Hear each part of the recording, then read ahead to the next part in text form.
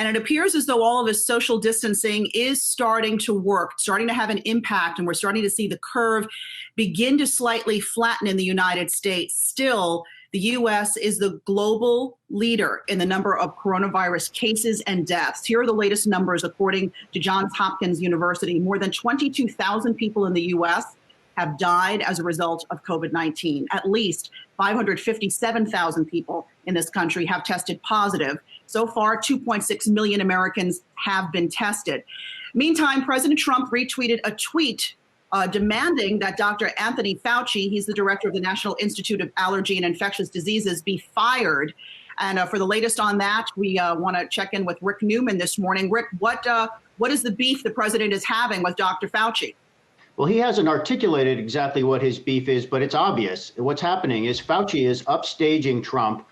He's much more trusted. Polls show that Americans trust Fauci more than Trump by about 25 percentage points. And he has been kind of undercutting Trump's line on the whole thing. So over the weekend, he said on cable TV, yes, of course, had we gotten a faster start on this, we would be in better shape right now. That was in reference to the big New York Times expose over the weekend that detailed all the different ways people in the Trump administration were ringing an alarm basically since the end of January.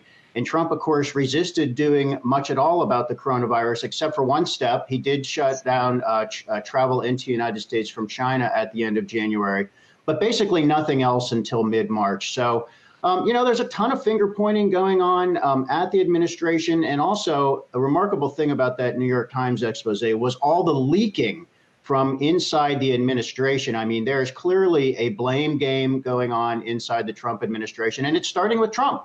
So Fauci's job looks endangered. And also, I want to talk about what's going on at the state and local level in New York, because we had Governor Mario Cuomo come out and speak against Mayor de Blasio in the city after de Blasio said we're going to shut schools down for the rest of the school year. Cuomo held a press conference and said, wait a minute, he doesn't have the jurisdiction to do that. That's just his opinion. I haven't stated it yet. Where does the jurisdiction for something like that lie? Is it at the state level, Rick? Yeah, these guys are not really friends, and they spar all the time. And so we're seeing this sort of natural state of competition between the mayor and the governor. In normal times, it's the mayor's call. I mean, that's normally the case. But because of various emergency edicts from the governor, Governor Cuomo, he is saying that those new emergency powers make him the decision maker in terms of what happens with the schools in New York City. People in the city are fed up with this. One city politician tweeted, "Cut the crap," meaning both of you guys need to get together and make a decision. And this is not the right time for petty politics. But look, this is what goes on in New York. Yeah, and I think I misspoke and said Mario Cuomo, of course, his dad, who was also governor. I've done the same thing. Is right. Okay. I know we have been guilty of doing the same thing.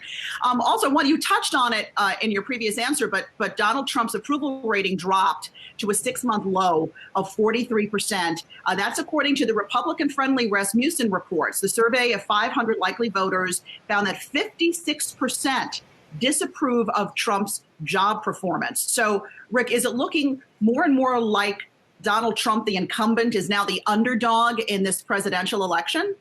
You and I talk about that a lot on our podcast, Alexis. I think he is an underdog, but not by such a huge margin that he's doomed. So we got a lot is going to happen from now on. But I think what's happening with Trump's approval ratings, the other thing we've seen is a big flip in terms of whether Americans approve or disapprove of his handling of this crisis in particular. So up until about the last week, he's had a positive approval rating by about 5 or 7 points in terms of people saying, yes, he's doing a good job handling the crisis. That has now flipped. And in several polls, more people now say they disapprove of the job he's doing during this crisis. And I'm not sure that's surprising. I mean, anybody who watches the coronavirus briefings knows Trump stands up there sometimes for 2 hours. He complains about enemies. He fights with the press.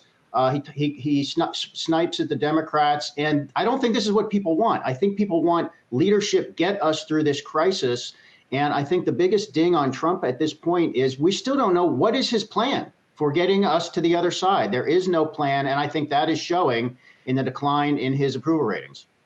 Rick, do you think there's a battle brewing between corporate America and the Trump administration? A lot of these companies will be reporting earnings starting this week. I don't get any sense from these companies in talking to executives. They're ready to reopen their businesses, and they're taking a more cautionary approach compared to the Trump administration. Yeah, and this is a really important point because Trump does not really, I mean, he said it's the biggest decision of his career whether to reopen the economy or not, but that's not true because he doesn't decide. He cannot order companies to reopen if they feel they can't do that. And there are legal ramifications to this, too, if a company were to open prematurely. It's really up to governors more than anybody else and also mayors to decide whether they're comfortable sending people back to work. So Trump has this May 1st idea in his head. He keeps having a deadline and it keeps sliding, and it's going to slide again because we do not have the widespread testing and all the public health measures. We're not even close to the numbers we need to have in terms of tests, ability to follow people who have the virus, be able to separate people who have it, people who don't. That is the requirement in order to, that is a prerequisite for getting back to opening some businesses. And we're not there yet. So Trump's going to be very disappointed. And I think one of the things we're going to see, Trump, we know how he thinks. Who can he scapegoat for this? He's trying to figure out who can he blame for saying, oh, I want to open the economy, but the doctors won't let me, or the governors won't let me, or the CEOs aren't willing to do it. So I think that is the storyline we're going to see soon coming out of the White House. And Rick, over the weekend, we know the presumptive Democratic nominee, Joe Biden, had an op-ed in the New York Times in which he sort of outlined what his plan would be if he were in the White House during this pandemic. And he said that at the core, we should be running what he called multiple times the number of diagnostic tests we are performing right now. And we should be ready to scale up a second form of testing. He's saying that needs to happen before the economy gets back up and running. What can you say about his approach? And also, how's he doing in the polling at the moment? That is not a brilliant insight. That's what everybody is saying right now. I mean, that's what, the public health experts, the epidemiologists, they've been saying this for over a month. And for some reason, we still do not have a plan out of the Trump administration for how to do this. So now we're going to get this yet another task force, which apparently will be led by who else? Jared Kushner, boy wonder, able to do everything. So maybe Trump will get to this point. This is such an, I mean, Trump is making it so easy for Biden to criticize him because he's just not doing anything.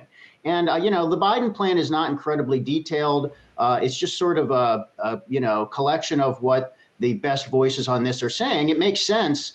But I think this is part of the reason I'm actually puzzled why Trump is so reluctant to flex his muscles and use some of those emergency powers that he's used many times before, those executive powers, to find better ways to put the government in charge of testing and get us on the pathway to moving to the other side. I don't know why he's doing this. It's almost as if he is afraid of failing and he wants somebody else to take responsibility for that. So he keeps saying the governors have to do it. It's not our job. We're the federal government. It's not our job to stand on corners testing people. I think it is.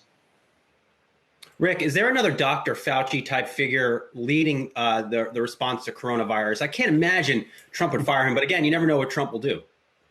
Well, think about how Trump handles people who upstage him. He kind of marginalizes them for some period of time, and then he often gets rid of them when they're out of the limelight, and it might seem like a safer time to do it. So, there's Dr. Birx, who has been next to Fauci at many of these briefings. She is an infectious disease expert. I mean, there's no shortage of experts on this topic inside the U.S. government, but Fauci just seems to have the credibility and the right kind of charisma to really connect with people. People trust what he says.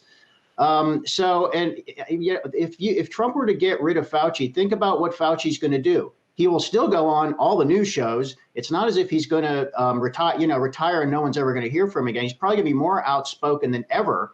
And he might actually begin to criticize Trump more directly than he has been doing now. So Trump's in a tough spot because it would hurt Trump if he got rid of Fauci. But to Trump's mind, it's hurting him that he has Fauci around.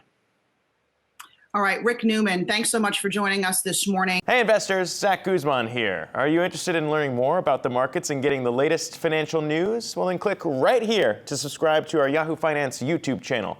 Get the latest up-to-the-minute market analysis, big interviews in the world of finance, and information on how to manage your money every day wherever you are.